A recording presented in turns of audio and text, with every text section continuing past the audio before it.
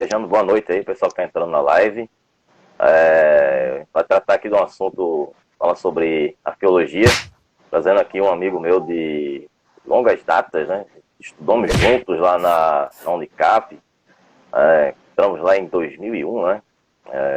Cursamos história juntos, então, pessoal aí que questiona, sou formado em história, a gente tem dúvida, viu, Neto? Porque eu sou formado em história. Ah, é? Ainda tem dúvida? Caramba. Lá no canal a pessoa pergunta, eu disse, você deveria estudar história, você dá muito bem com a matéria e tal, você deveria fazer história, senão eu já sou formado em história. Só sou para fazer um bacharelado, né? Mas aí tô aqui com um convidado, né, que testemunha viva aí da minha época também lá estudamos juntos e também tive a oportunidade de fazer um estágio junto com ele lá em arqueologia, né, que é o assunto que a gente está trazendo aqui hoje. Então, né, se você quiser se apresentar aí pro pessoal que está entrando na live aí, fala um pouco aí sobre como é que você despertou esse lance com arqueologia, essa experiência com a história, como é que foi essa coisa aí, cara? Então, boa noite.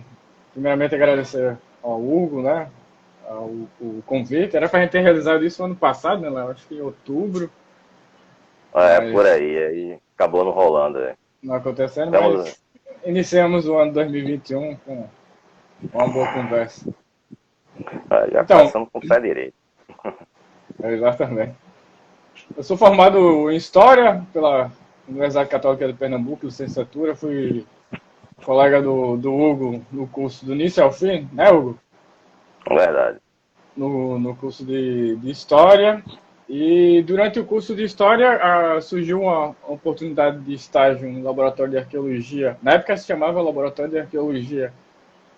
Laboratório e Exato. Museu de Arqueologia da Unicap. Hoje é Museu de História Natural, né? É muito mais amplo, não é só apenas arqueologia, se eu não estou enganado. Aí surgiu a oportunidade do estágio, os colegas, o André Luiz e o Flávio, também foram contemporâneos nossos do curso, me deu a dica. E eu fui lá fazer a entrevista com o professor Albérico sobre estagiar no laboratório. Estava no final do curso, acho que no último ano do curso, tinha feito iniciação científica, mas aí eu Professor, estava em história mesmo, aí ainda estava meio perdido aquilo que eu queria fazer, surgiu a oportunidade do laboratório em 2004 e desde 2004 eu não larguei mais a arqueologia. O tempo do laboratório da Católica, do estágio, foi excelente, assim, não só para ficar cativado pela arqueologia, mas também pelo incentivo do professor Alberto e a professora Olivia, que colaborava com o professor Alberto. Hoje, os dois são professores do curso de arqueologia da Universidade Federal de Sergipe. E eles sempre incentivaram a gente a fazer pesquisa, apresentar trabalhos em eventos, congressos, simpósios, seminários, e é incentivou verdade. bastante a gente fazer o mestrado, que na época, quando a gente se formou, no final de 2004, tinha iniciado na Universidade Federal do Vale do São Francisco, Univas, onde eu trabalho hoje, depois eu chego lá na Univas, o curso de graduação em arqueologia, né? Então, para a gente que já era graduado, seria interessante ir logo partir para uma pós-graduação. E foi que eu fiz, o André Luiz fez também, o Flávio também fez o mestrado, e eu parti para o mestrado em arqueologia na UFPE. E trabalhei no mestrado com tecnologia lítica, ou seja, são tecnologias, objetos, artefatos que são fabricados em pedra, né, rochas e minerais.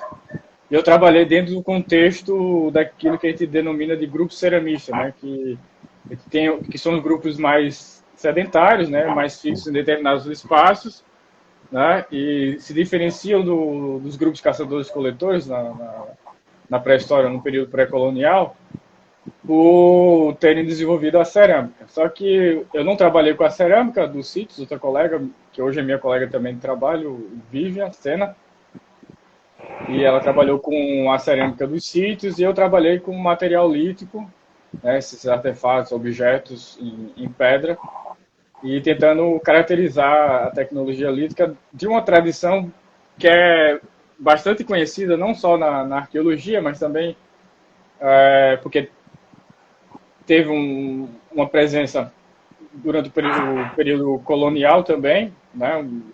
Uma tradição que foi estabelecida pelo tronco linguístico, né? Através daquilo que a gente chama de uma analogia etnográfica, ou seja, você pegar informações de documentos históricos, de etimologia histórica, certo? E fazer uma analogia com um registro arqueológico. Nesse caso, foi a tradição Tupi-Guarani, né? Aqui em Pernambuco, na região da Chapada do Araripe, mais precisamente no município de Araripina, aqui no sertão pernambucano. Foi o material que eu estudei no mestrado.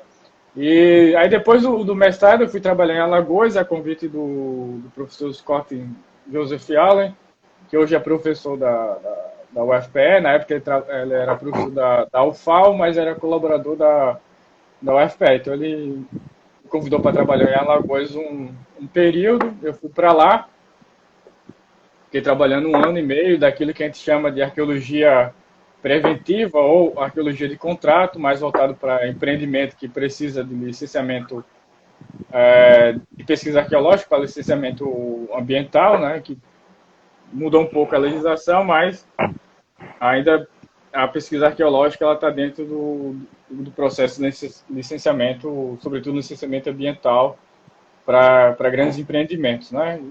E sobretudo em locais também que tenha já um potencial arqueológico forte, que foi o meu caso, que eu fui trabalhar em Pendeiro. Então, passei 1 ano trabalhando em Alagoas com o professor Scott. Aí depois passei no concurso para professor na Universidade Federal do Vale do São Francisco, em São Raimundo Nonato, onde existe o Parque Nacional Serra da Capivara, um local fantástico para pesquisa arqueológica. Aí durante esse período, depois eu continuei os trabalhos e as pesquisas junto com o professor Scott Allen, e eu montei depois o projeto para o meu doutorado, e o doutorado eu fiz sobre material lítico ainda, né, tecnologia lítica dos objetos em pedra, mas de um grupo ceramista, de uma outra tradição arqueológica, né, com outras características, que é aquilo que a gente denomina como tradição arqueológica Aratu. Então, minha área de interesse na arqueologia é, sobretudo, comportamentos técnicos, né, no que diz respeito ao desenvolvimento de tecnologias em rochas, em pedras, né, sobretudo de grupos ceramistas, que é o que eu tenho mais paixão, porque os grupos ceramistas, o que foi mais estudado foram as cerâmicas, né? Se acreditava que seria o elemento da cultura material desses grupos no passado que poderiam melhor definir e caracterizar a diversidade desses grupos, né, as características, a questão da distribuição espacial e cronológica, enquanto o material lítico era pouco estudado. Então, eu aproveitei essa lacuna e me aprofundei nesse estudo, e é o que eu me concentro mais agora, né? E na Univas eu também tenho trabalhado, que foi um dos pontos, né, do concurso que eu fiz, com aquilo que a gente vai chamar de arqueologia histórica.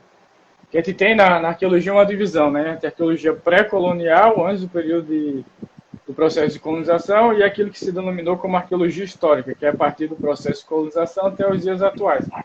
Então, na Univas, no curso de Arqueologia e Preservação Patrimonial, que eu sou professor, e hoje também sou professor da pós-graduação que nós temos lá no curso de mestrado em Arqueologia, eu trabalho tanto com o contexto pré-colonial, né, quanto o contexto histórico, tanto dos grupos ceramistas, porque os grupos indígenas eles não desaparecem no contexto histórico, né? Então, eles vão estar continuando produzindo cerâmica, vão continuar produzindo materiais, objetos, artefatos em pedra, por exemplo. E eu estudo, dependendo do contexto cronológico, e também o contexto histórico, sobretudo um contexto cronológico daquilo que a gente vai chamar de arqueologia do passado recente, né? Eu tenho estudado junto com uma colega, Vivian, acabou de entrar aí, a gente tem estudado no contexto da década de 60, lá no Piauí, na região, no contexto que a gente chama de contexto de maniçobeiros, que eram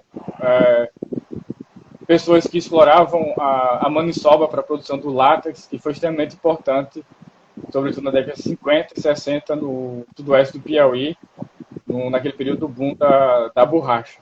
Né? Então a gente está estudando um pouco esse contexto, mesmo sendo um contexto mais recente, mas a gente está tentando ter um olhar arqueológico sobre as pessoas, né? Como é que eles se relacionavam, o que é que eles estavam consumindo, o que é que eles estavam produzindo nesse momento.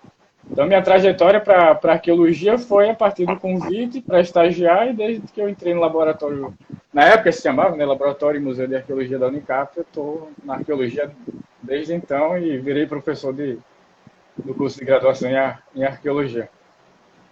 Mas então, assim, tem umas questões que eu queria te fazer, cara, a respeito da questão da pré-história. E antes da gente entrar exatamente no teu estudo que tu tem feito atualmente, né, que são, às vezes, até curiosidades que as pessoas têm com relação à arqueologia, como você já citou aí, a questão da arqueologia pré-histórica e a arqueologia histórica. A princípio, você trabalhou com a arqueologia pré-histórica, né, quando a gente iniciou lá, que a universidade tinha até, né, um local, né, que fazia os estudos, um sítio arqueológico. Eu esqueci até qual era a cidade, se era Nazaré da Mata, onde é que a gente fez até uma viagem lá naquela aula pré-histórica. Era o sítio Furna do Estrago, um sítio extremamente importante para a arqueologia brasileira, porque tem um acervo muito interessante, extremamente importante, sobretudo de restos humanos, né, para se discutir questão de rituais funerários e outras questões mais voltadas para aquilo que a gente vai denominar de antropologia física, né, da questão de alimentação, de dieta, de tipo de doenças e trauma que aquelas populações tiveram, que é um sítio pré-histórico, é um sítio fantástico, que fica localizado lá no Brejo da Madre de Deus. Brejo da Madre de Deus. Isso mesmo que era perto de Fazenda Nova, né? O pessoal comentava muito na época. Foi uma viagem muito boa. Tem gente que bebeu mais do que fez outra coisa lá, né? Mas enfim. Mas é um sítio fantástico e tem visitação e tem um museu pequeno. Eu não sei se ainda tem, mas na nossa época tem um museu lá na cidade. Eu acredito que a Unicap ainda continua fazendo uma parceria no que diz respeito à questão de auxiliar na manutenção, mas é um local que vale a pena para visitar. Então, uma questão que eu ia fazer é com relação justamente à pré-história, né? Que existe certo ponto a respeito da pré-história, um preconceito, né? Colocando assim dessa forma. E seria a história antes da história. Então, como não tem escrita, a história só vale a partir da escrita. Então, como não existe registro, a gente tem certo preconceito quando se trata de pré-história. E aí entra a arqueologia para ir lá desvendar os lugares onde possivelmente existiam povos que habitaram por lá e tal.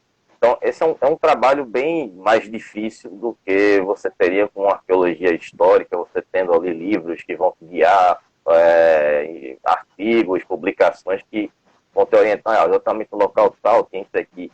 Então, para um arqueólogo pré-histórico, assim, um caso, um arqueólogo que trabalha com pré-história, como é que ele vai identificar um local onde existiu uma população, onde ele possa fazer uma escavação e encontrar a respeito da história daquele povo?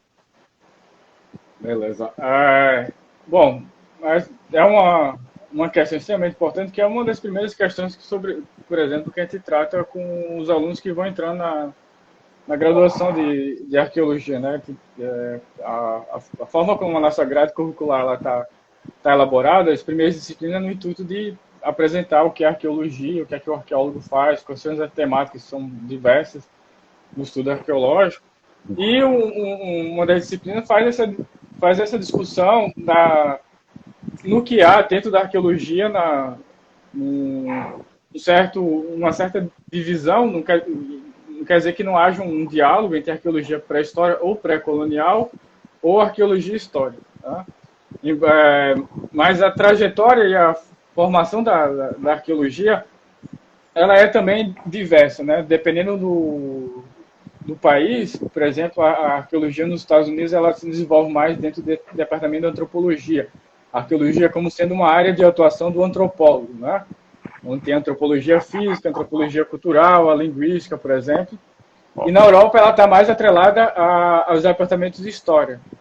Então a Europa, sobretudo, ela vai desenvolver com mais profundidade temáticas da arqueologia voltada para o contexto pré-histórico, certo?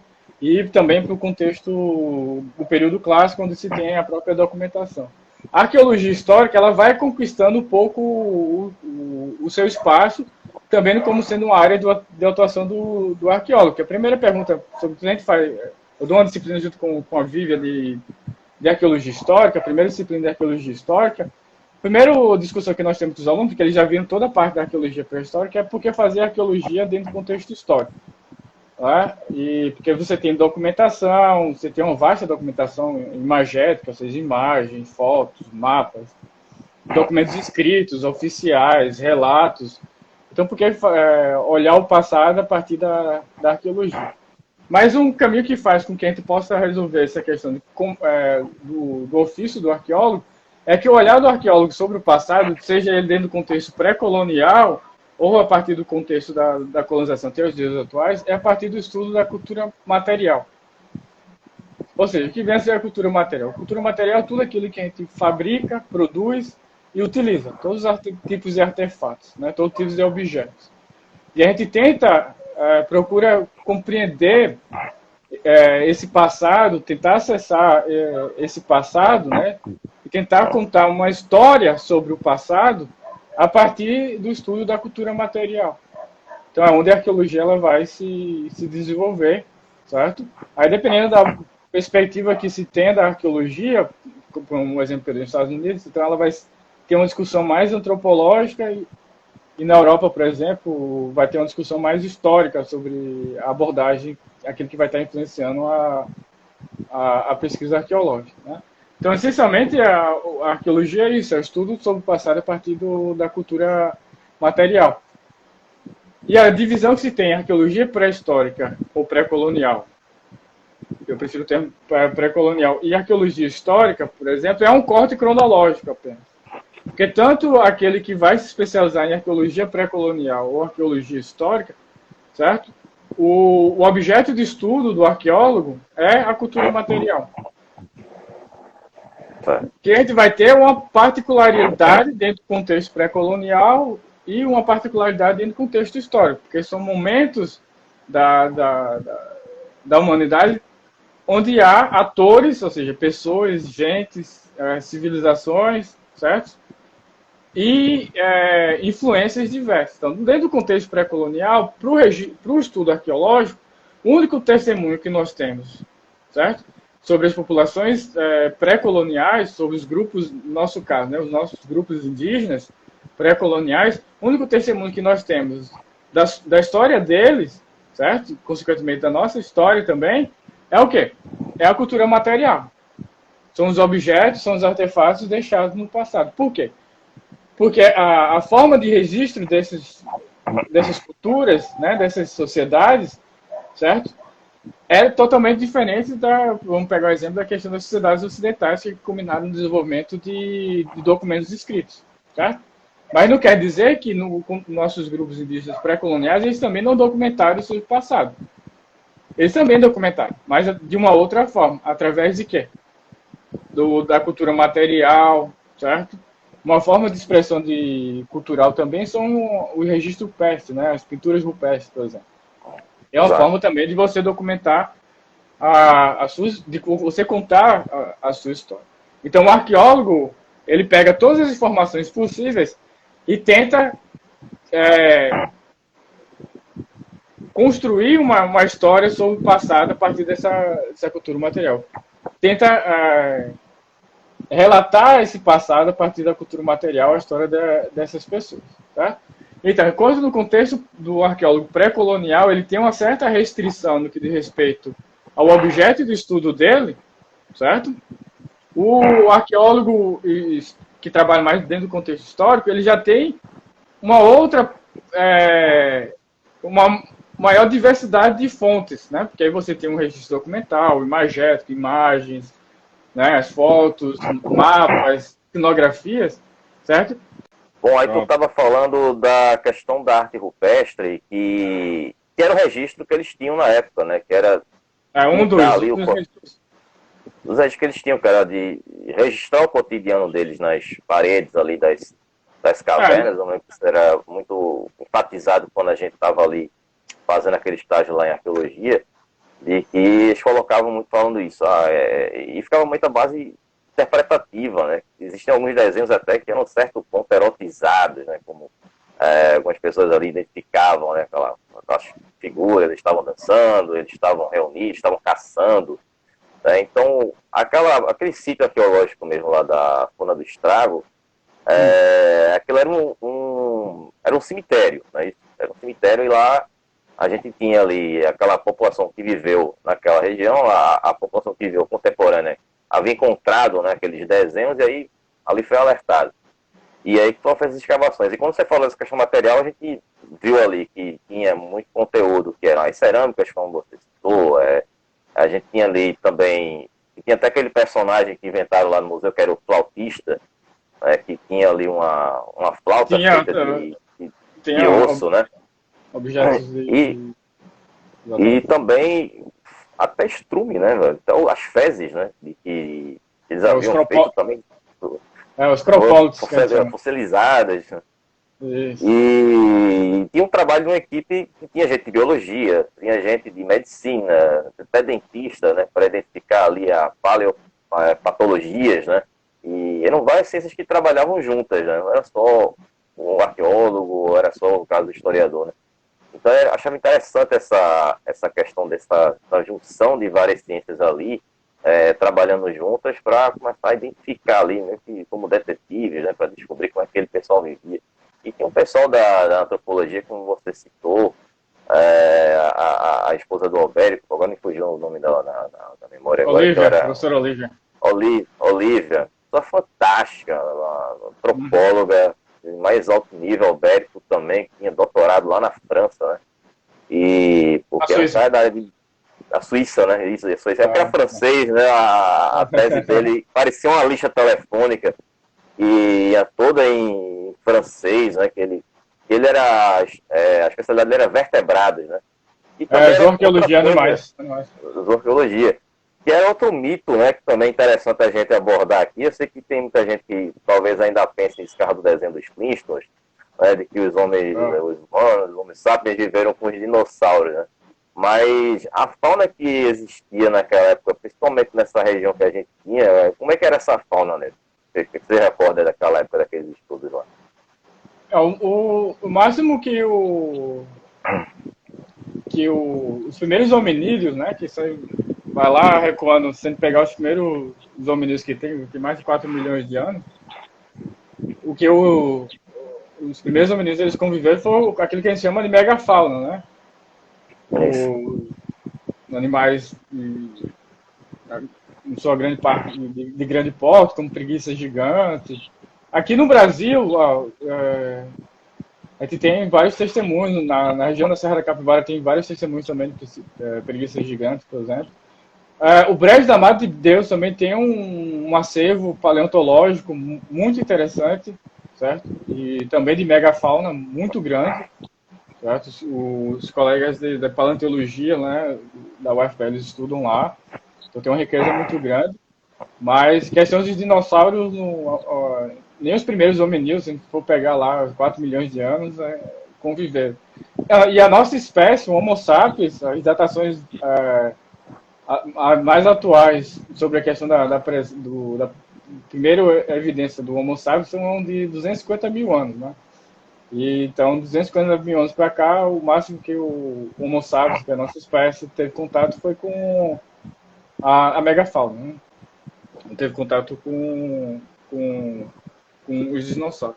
E o legal da arqueologia é isso. A arqueologia, como ela estuda o passado, a partir daquilo que a gente vai chamar de registro arqueológico, que é o registro arqueológico. É toda manifestação cultural, né, da humanidade sendo passada ao contexto histórico. E que manifestações são essas? São aquilo que eles se produzem, né? As pinturas rupestres é uma forma de se manifestar culturalmente, os artefatos de cerâmica, os objetos em pedra ou em ossos de animais são formas de se expressar culturalmente. certo? Os enterramentos, né, que é o sítio Furna do Estrago, é extremamente importante por ser um cemitério que conseguiu conservar muito bem, né, está extremamente preservado o material ósseo humano, certo? E que inclusive conseguiu conservar também os cropólitos. Então, os sepultamentos, ele é não só importante para você estudar, caracterizar o tipo de ritual, né, para o enterramento, se é enterrado em urna, se é enterrado em covas, quais são os materiais, os artefatos que compõem o enterramento, aquilo que vai se denominar como enxoval funerário, né, cestarias, objetos cerâmicas, colares, né, de pedra, de ossos de animais ou de vegetais, né? Teve uma colega nossa, a Ana Valéria, não sei se você recorda dela, ela estudou materiais vegetais e alguns que foram utilizados para adornos, né? Então ela fez o mestrado dela voltado para isso. Então, a diversidade de fontes de informações para o arqueólogo é muito grande, certo?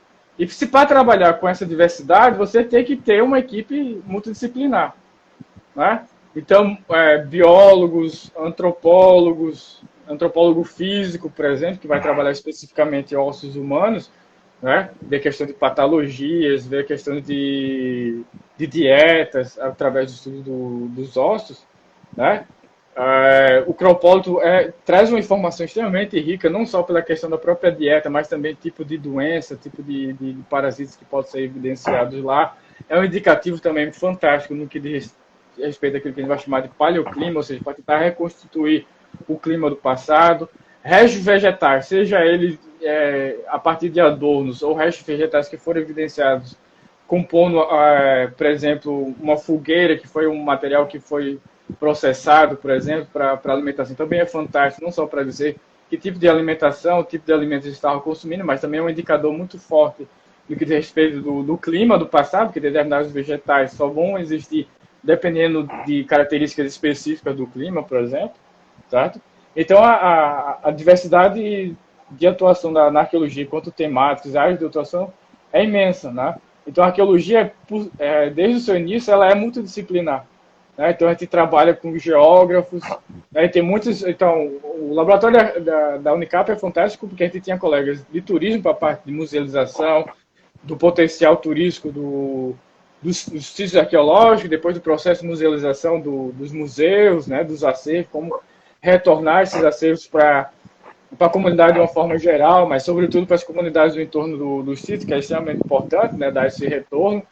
O arqueólogo ele não pode apenas escavar, coletar o material, levar para o laboratório e não dar o retorno também para a comunidade que mora no entorno do sítio arqueológico. O sítio arqueológico ele pode estar no nosso quintal de casa, por exemplo. Então é sempre extremamente importante trabalhar junto com as comunidades. Então na Católica a gente tinha o professor Béria, que é especialista em zooarqueologia, ele é a grande referência aqui para o Nordeste. A professora Oliva era especialista em antropologia física.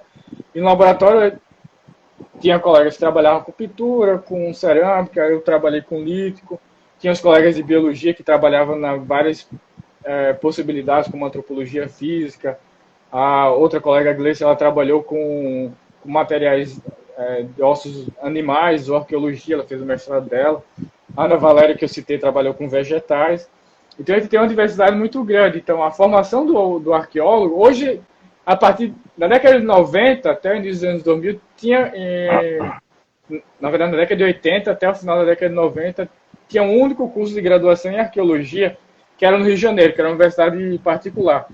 Então, no final da década de 90, esse curso ele fechou. E depois teve, em 2004, na Univasf, onde eu trabalho, foi o primeiro curso de graduação em arqueologia numa universidade pública, né? Hoje, a gente tem vários cursos de graduação. Aqui no Nordeste, a gente tem a gente lá no Piauí, em São Raimundo Nonato, na Univasf. No Piauí tem na UFPI, tem aqui em Recife, na UFPE, tem em Sergipe, vai abrir um Ceará, se eu não estou enganado. Mas a formação anteriormente do arqueólogo era através de pós-graduação.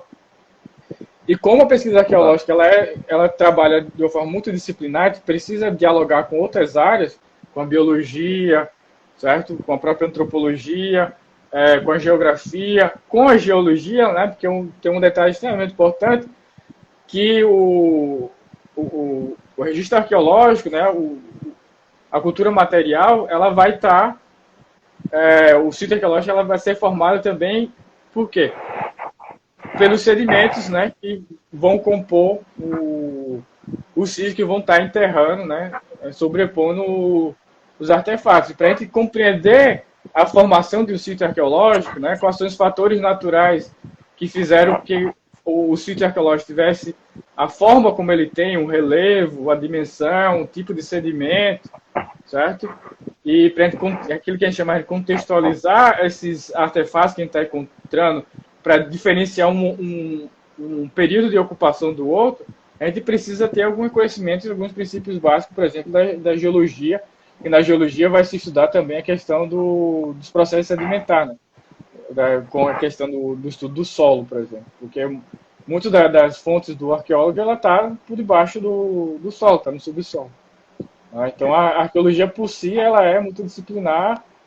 E, por exemplo, dar um exemplo da graduação que nós temos na arqueologia na Univas, a gente tem colegas, por exemplo, eu sou formado em História, minha colega Vivi é formada em História, tem outros colegas que também são formados em História e fizeram pós-graduação em Arqueologia, mas tem colegas que são formados em Biologia, depois fizeram pós-graduação em Arqueologia, tem outros colegas que também são já graduados desde a graduação em Arqueologia, né? Mas até mesmo agora mesmo tendo um curso de graduação a gente trabalha, está dialogando com os colegas de geologia, com colegas de biologia e outras áreas de atuação para poder dialogar, né, e poder discutir essa diversidade muito grande que a gente tem de fontes, né, de dados, de objetos que são passíveis de estudo para a gente tentar relatar esse passado a partir da cultura material.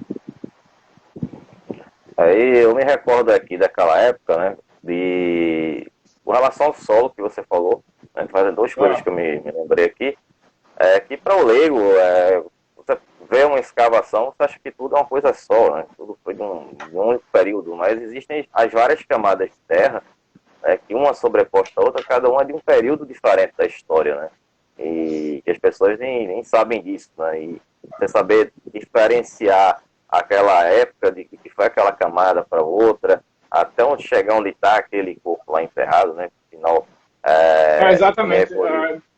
Tem uma historinha que eu gostava de contar muito quando dava palestra de educação patrimonial, principalmente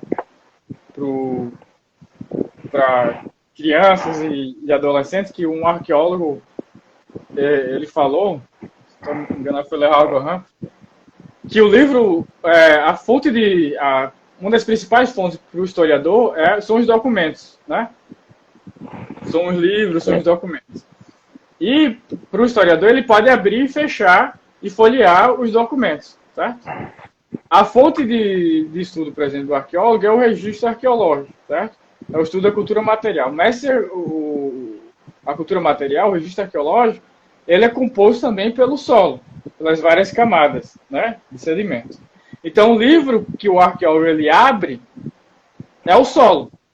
Então, cada vez que a gente passa o pincel ou a colher, né, para remover um sedimento, é como se a gente estivesse folheando uma folha de um livro, certo? E que cada página, cada sedimento, ela conta uma história. Então, cada material que vai surgindo, ela conta uma história. Tá? Só que, ao contrário do historiador, que ele pode abrir e fechar o documento, e hoje, por exemplo, os documentos estão digitalizados, ele pode abrir um arquivo do computador e depois fechar. O arqueólogo, quando ele escava uma determinada área de um sítio arqueológico, ele só tem uma única oportunidade de coletar aquelas informações, ou seja, de folhear aquele livro, que é durante a escavação, porque depois que ele escavou aquela área, aquele local do sítio, ela não existe mais, ela desaparece. O sítio só vai existir agora aonde? Nos materiais que foram coletados, como está em laboratório, vão ser processados, vão ser salvaguardados, né? Vão ser estudados, e os dados que a gente vai gerando durante a escavação. Né? Por exemplo, quando a gente está fazendo a escavação, a gente tira a distribuição espacial horizontal e vertical, a gente vê o tipo de sedimento, vê a espessura de uma camada, faz todo o registro. Porque quando a gente vai para o laboratório, a gente tenta reconstituir o sítio arqueológico, para depois a gente poder contar uma história sobre a ocupação, sobre aquelas pessoas que estavam ocupando aquele local. E isso independente se o arqueólogo vai trabalhar dentro do contexto pré-colonial ou dentro do contexto histórico, né? A escavação arqueológica, certo? Ela vai... a preocupação, né, e a paciência que o arqueólogo tem que ter vai ser igual, né? O que vai mudar é que no contexto histórico você vai ter outros elementos, você tem, sobretudo, preservado aquilo que a gente chama dos elementos verticais, as estruturas, por exemplo, no contexto histórico, que a gente pode evidenciar, dependendo do contexto que a gente está trabalhando, uma estrutura de parede que ainda foi preservada, pelo menos o alicerce foi preservado, enquanto no contexto pré-colonial, o testemunho que às vezes nós temos, né, das estruturas, vamos pegar o exemplo de uma oca indígena, certo? Como a oca indígena é feita com material orgânico, com madeira, isso com o tempo ela vai se decompondo, certo? Então, o único testemunho que nós temos que tal local era uma oca indígena, né, são os restos que vão deixando, tudo deixa marca no solo. Né? A partir do momento que a cerâmica ela é depositada, ela é abandonada, ela vai ser coberta por sedimento, ela vai deixar uma marca, vai deixar um relevo. Né? E os vestígios negativos das estruturas também vão deixar a mesma coisa. Então, durante a escavação, a gente tenta coletar essas informações para tentar compreender e contar uma história sobre aquele local, como é que era o local, como é que era o local de moradia, quais eram os locais de atividade, por exemplo, para processar alimentos, quais eram os locais que eram para produzir artefatos, seja cerâmica ou material lítico, por exemplo. Entendeu? Quais são os locais que foram utilizados para sepultamentos, por exemplo, e por aí vai. Outra coisa que eu me recordo é com relação, você citou a questão do colar, e tinha lá um daqueles esqueletos que foram encontrados que tinha um colar, né, lá no museu, que era uma pedra, e essa pedra não existe no Nordeste, né, e, se não me falha a memória, era uma pedra que era encontrada mais pela região norte do Brasil. E possivelmente ou alguém daqui que vivia por aqui foi até lá e fez uma troca de presente e tal, ou alguém veio de lá para cá e fizeram uma troca. Mas enfim, é que aquela pessoa que tinha aquele colar, né, no caso ter sido um presente vindo de outra região. Então existia essa questão dessas migrações também, né? Tem, que a gente consegue traçar um pouco essas migrações e até mesmo, dependendo do contexto, rotas comerciais através da cultura material. Nesse caso específico, é um dos elementos que torna o sítio Fernando do Estrago algo fantástico. Assim, dentro, não só só o simples fato da conservação do material ósseo humano já é fantástico. Por quê? Porque dependendo do tipo de solo, dependendo do grau de acidez do tipo de solo, ele pode ser extremamente agressivo para material orgânico. E por material orgânico nós temos o quê? Ossos de animais, ossos humanos, né, e materiais vegetais, por exemplo. Certo? E o contexto da Funa de Estrago é tão fantástico que ele conseguiu preservar muito bem o material ósseo humano e vegetal também. Então, a riqueza do acervo do sítio Funa de Estrago é fantástico. Uma das coisas é a questão também desses adornos, que esse que tu está falando é de amazonita, né? O verde, da coloração verde. Tem um mineral que a gente chama de amazonita. Na região do sítio lá, não é tão comum ter esse tipo de matéria-prima, mas aqui no Nordeste tem bastante, é bastante recorrente. E uma coisa interessante é que a amazonita, quando ela está presente, normalmente ela é utilizada para adornos.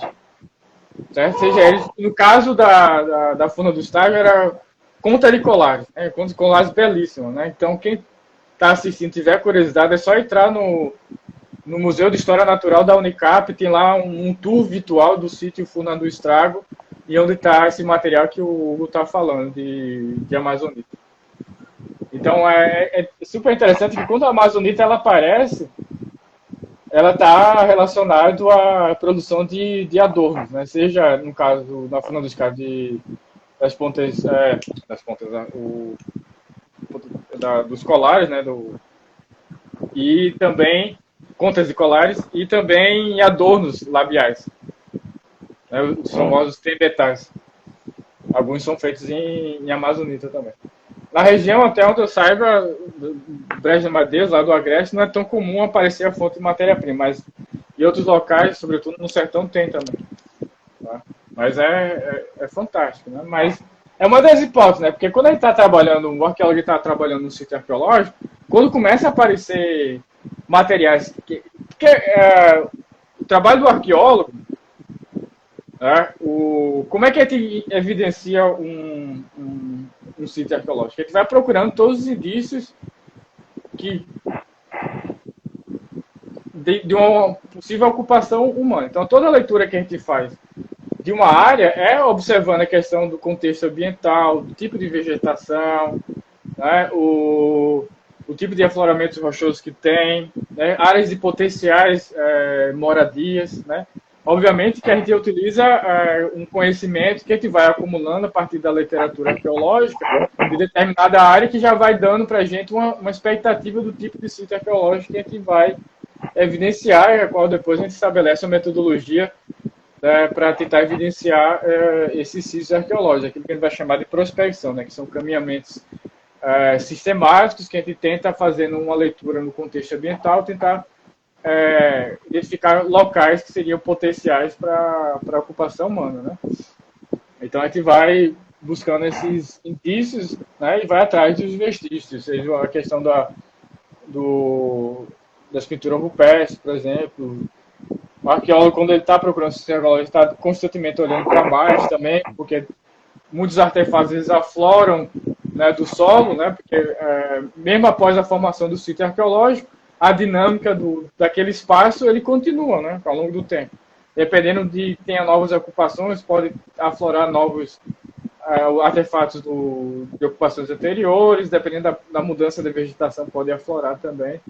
Então, um bom local para encontrar, que auxilia a gente também para encontrar sítios arqueológicos, são áreas de cultivo, né, de plantação. O pessoal está remexendo no solo, que se remexer acaba, né, subindo os artefatos, né? E alguns indícios também são, por exemplo, essas ocas, quando elas se decompõem, como era uma área de atividade constante, né, e tinha muito material orgânico, fogueiras, ela deixa uma coloração diferenciada no solo. Então também é um indício que a gente busca quando a gente está procurando os sítios arqueológicos. Né?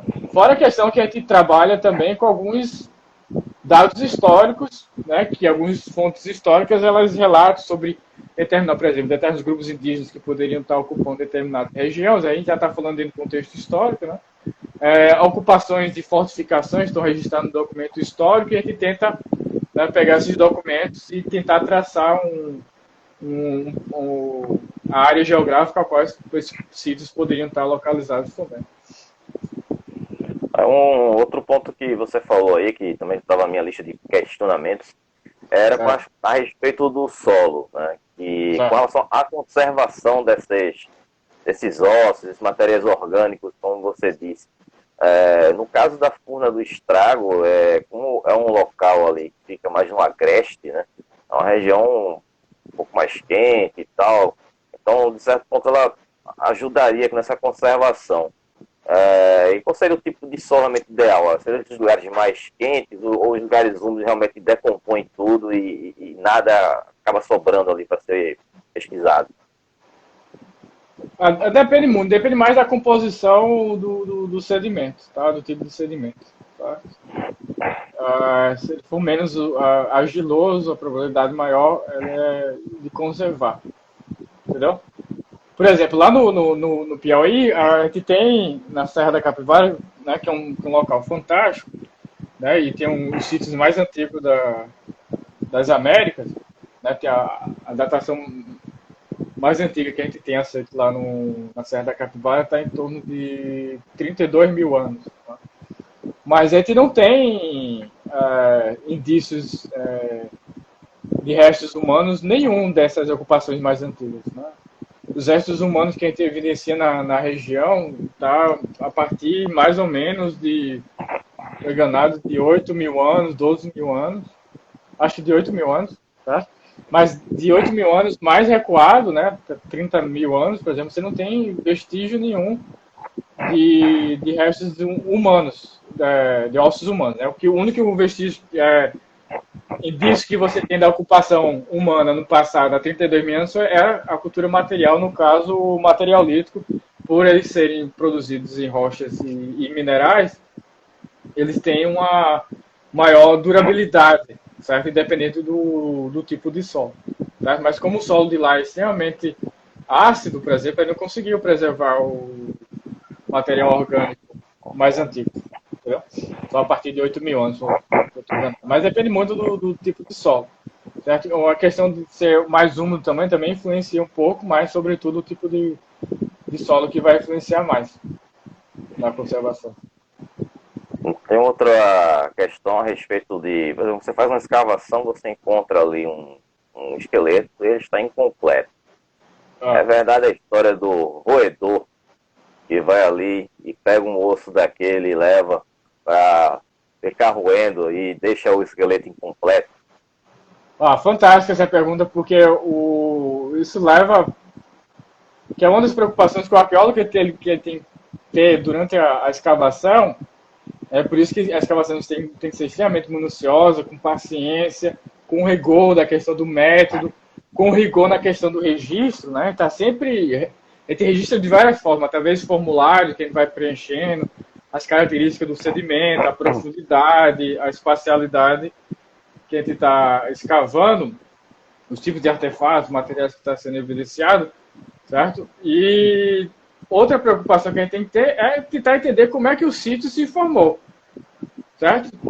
Quais são os fatores da natureza, aí entra a questão do vento, da chuva, né? Como é que o sedimento está se formando naquele sítio arqueológico, quais são os fatores também naturais, decorrentes, por exemplo, de uma raiz, de uma árvore, por exemplo, que ela pode também influenciar a raiz quando ela vai entrando no solo, ela pode, né, deslocar os artefatos, né, por exemplo, a questão do próprio sepultamento, e também tem a questão dos roedores, né, que eles podem também, né, construir no seu mecanismo de sobrevivência, né, e de atuação, ele pode, né, criar um caminho, né, um trajeto por dentro de um sítio arqueológico.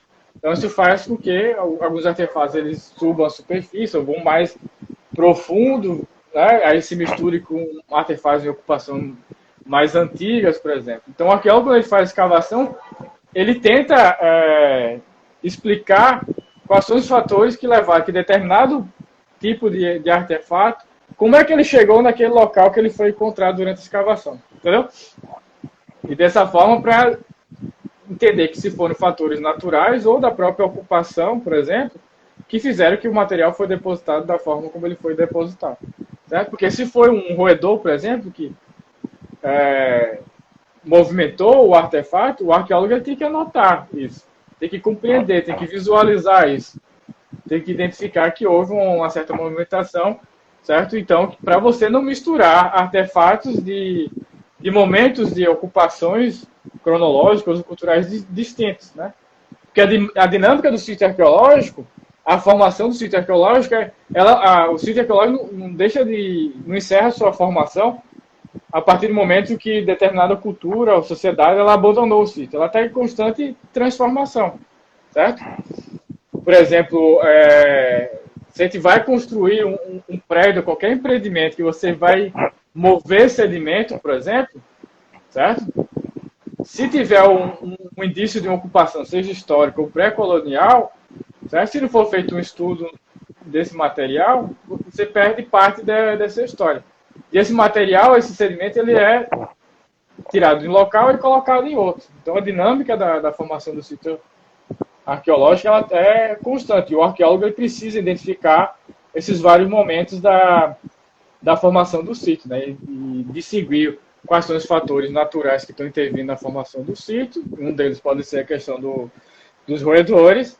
E quais são os fatores culturais, seja da própria ocupação que está estudando ou de uma ocupação recente. Tá? É interessante que os sepultamentos que a gente tinha lá na zona de estrago eram feitos através daquela esteira, né? Que era enrolada nos corpos. Né? Já era uma ideia que eles tinham, né? Da conservação. Inclusive lá no museu tinha um crânio que ainda tinha couro cabeludo, né? Ainda tinha Porque cabelo, né? Que era uma coisa... aquele negócio, o sítio do Instagram é fantástico, que é o grau de conservação do material ósseo é surreal. Assim. Não é todo sítio arqueológico que tem restos humanos que tem um grau de conservação como se tem no sítio do Fundo do Estado. Né? Foi um achado assim, fantástico para a pesquisa arqueológica, para compreender, né, não só a questão da dieta, das doenças, né, mas também na questão das práticas ritualísticas, né, do desenvolvimento de cestarias, né, de traçados vegetais, que naquele contexto foram utilizados na questão do sepultamento. Né? Então, inclusive, tem um colega meu que ele trabalhou com traçados vegetais e estudou também as cestarias lá do sítio Funa do Estado. Né? Porque esses grupos pré-coloniais estavam produzindo cerâmica, dependendo do contexto, nos grupos caçadores-coletores. Estava produzindo uma diversidade muito grande de tipos de artefatos em rocha, né, em pedra, os artefatos líticos. Estava produzindo adornos e vestígios de materiais, de rochas, de minerais, de ossos humanos, animais, né, de materiais vegetais também. Né, e uma das coisas são as cestarias, os traçados vegetais. Tem um exemplo lá na Furna do Estrago. Né, a preservação ainda de cabelo é um negócio assim fantástico, né? Porque isso abre a possibilidade de estudo pela biologia, fantástico assim. E nem sempre é possível você ter uma diversidade tão grande assim de restos, né? Seja eles humanos ou da cultura material. Pô, legal. A gente já tá chegando a quase 1 hora de live, não? O tempo voa, né? Que a gente tá falando de assuntos bons, né? Eu não sei se vai estourar com 1 hora aqui, se eles vão me dar mais 10, 20 minutos de lambuja, mas enfim, eu quero aproveitar esse resto de tempo para que você falasse um pouco do seu trabalho atual, né? Que você me falou que estava trabalhando com cerâmica, né? Mas você está mais agora na área de arqueologia histórica, né? Também, na arqueologia histórica também, porque quando eu fiz o concurso na Univasf, a área de atuação que abriu para o concurso, uma delas era arqueologia histórica. Então, lá no Piauí, eu estou trabalhando mais com o contexto da arqueologia histórica, no contexto do século XX, né? Sobretudo áreas fora de centros urbanos, né? De áreas de produção agrícola, né? Rurais, lá do Piauí, do sudeste do Piauí, do século XX, né? Aí, inicialmente, eu trabalhei com contextos manissobeiros, né, no entorno do Parque Nacional Serra da Capivara. A gente vai retomar essas pesquisas, né, que a maniçoba, que é uma árvore que dela você consegue extrair o látex, né, e no boom da borracha, certo? Século XX, o sudeste do Piauí, a extração do látex através da maniçoba, ela foi extremamente importante economicamente para a região. Lá em São Raimundo foi extremamente importante.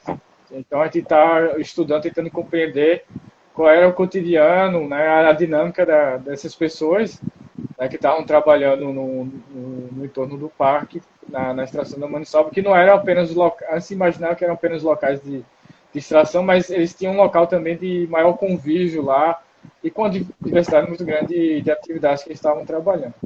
Um outro contexto que eu estou trabalhando, ainda no século XX, no município de Jurema do Piauí, certo? E a gente está tentando compreender a relação que se tem, né, das pessoas no século XX com a área de produção agrícola. Né? Então, a gente trabalhou numa casa de produção de farinha.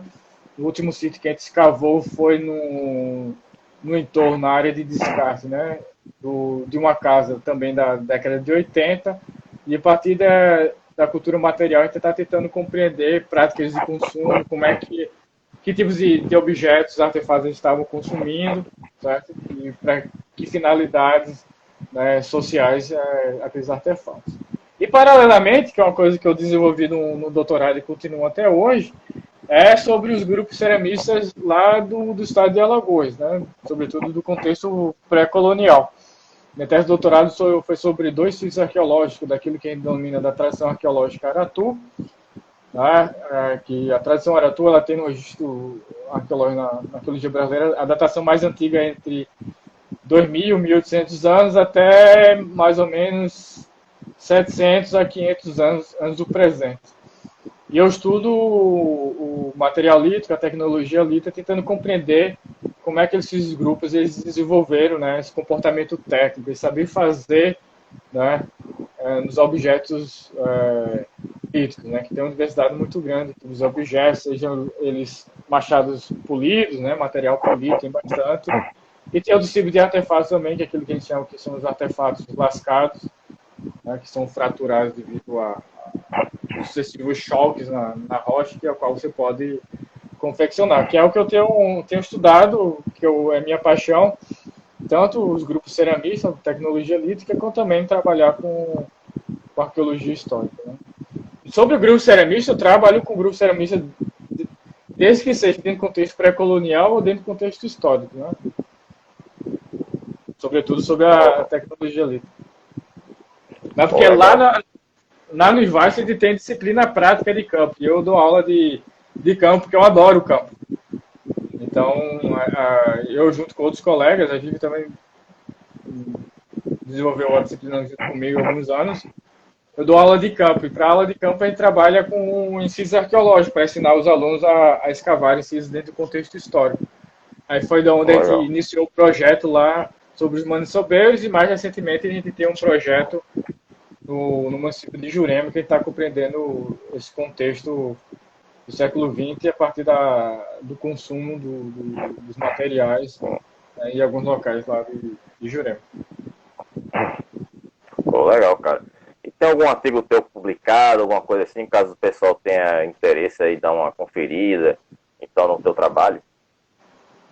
Certo, tem alguns artigos na revista Clio Arqueológica, da UFPE, tem também na revista Canidé, acho que tem um artigo lá, mas sobretudo na revista Clio Arqueológica, que é da UFPE. Tem alguns artigos lá. Mas colocar o... Mas todos focados nessa parte do trabalho atual de arqueologia histórica, ou você também tem essa parte pré-histórica? Tem também tem um artigo que eu escrevi junto com o meu orientador do doutorado, o professor Scott, sobre a pesquisa que a gente está desenvolvendo na região que a gente denominou de região Serrana dos Quilombos, né, que pega Alagoas e parte de Pernambuco. A gente está focando sobretudo nessa parte, na região, na parte alagoana, né? Então, a gente tem um artigo, acho que 2013, que a gente faz um apanhado uma pesquisa de campo que nós fizemos, apresentando alguns sítios que foram descobertos naquela área. Mas tem outros artigos de trabalhos que eu desenvolvi, sobretudo em Alagoas, que é a área no estado que eu sou apaixonado e aprendi a gostar bastante, sobretudo o registro arqueológico, fiz bastante colegas por lá, dos trabalhos que eu fiz na época que trabalhava com arqueologia preventiva. Então, em Porto Calvo, em Penedo, por exemplo, tem alguns artigos que a gente publicou sobre essas pesquisas que a gente desenvolveu. Em Igreja, né, lá em Porto Calvo, em Penedo. Aí tem algumas coisas. Só Clio Arqueológica, quem tiver interesse lá. Clio Arqueológica é uma revista online ou ela é revista física? É online, ela está totalmente online agora. Ela tem versão impressa também, mas ela está totalmente online agora. Inclusive, foi digitalizado alguns anos atrás todas as edições da revista. Então, quem tiver curiosidade, tem revista, se eu não me engano, até desde o primeiro exemplar. Tudo foi digitalizado e agora todas as novas revistas elas saem de forma online. Legal. E alguém quiser acompanhar teu trabalho, tem algum site, alguma coisa assim, pra galera ficar sacando o que anda fazendo? Cara, tem... Eu tô em dívida, eu e Vivi, na verdade, eu coordeno junto com a minha colega Vivi o Laboratório de Arqueologia Histórica lá da Univars. A gente está para montar um perfil no Instagram, certo? Mas tem alguns perfis da qual eu sou pesquisador colaborador, que é o Núcleo de Ensino e Pesquisa Arqueológico, NEPA. Quem quiser colocar no Instagram NEPA, o FAO vai aparecer, certo? Tem lá o Instagram. Tem o Instagram também do PPARC Univars, que é do programa de pós-graduação da Univars, nosso mestrado lá na Univars. Tem o perfil do CARQEO, Colegiado de Arqueologia da Univars, também no Instagram, certo? E a partir de fevereiro a gente vai começar a fazer umas postagens no perfil do Carqueol, para quem tiver curiosidade, resultado de uma disciplina que nós temos na universidade que é núcleo temático, né? Que envolve, essa disciplina ela envolve ensino, pesquisa e extensão. E como em decorrente do período de pandemia, a nossa extensão foi produzir postagens sobre diversas temáticas, vídeos ou postagens com fotos, certo? Que depois a gente concluiu com um webinário. Aí essas postagens vão estar no perfil do Carqueol. Agradeço demais o convite, um prazer enorme. Espero que em breve a gente possa se encontrar pessoalmente, né? Pessoalmente. É, porque a conversa entre arqueologia e história tem muitas afinidades, né? E, inclusive, a própria história, ela está começando a utilizar a fonte arqueológica, né? A cultura material também como uma fonte de estudo, né? É verdade. Então, Neto, mais uma vez agradeço bastante a você aí ter aceitado essa live. Eu que agradeço. Primeiro Zelota então, Convida do ano. Se estamos à disposição, quiser mais encontros para a gente conversar mais sobre arqueologia, em áreas temáticas mais específicas, fica à vontade, é só convidar que a gente aparece. Feliz saber disso e com certeza a gente vai voltar a fazer outros papos aí. E esse vídeo aí vou colocar lá no meu canal do YouTube lá em breve, né, durante o meu período de férias, né, que eu dou uma descansada também. E aí fica lá esses papos pra galera ter acesso também a esses conteúdos, né? Quem perdeu a live, aí pode assistir lá, né? E aí eu vou catando algumas coisas e coloco as imagens lá no vídeo lá pro pessoal na edição. Então, mais uma vez, Neto, obrigadaço, cara, por ter vindo. Muito bom ter lhe visto novamente. Um abraço, obrigado a todos que acompanharam essa live até agora. E semana que vem tem mais um aí, com mais um convidado. Então a gente se vê. Um abraço, Zelota. Falou, Neto. Obrigado, cara. Falou. Até uma próxima. Tchau. Até a próxima.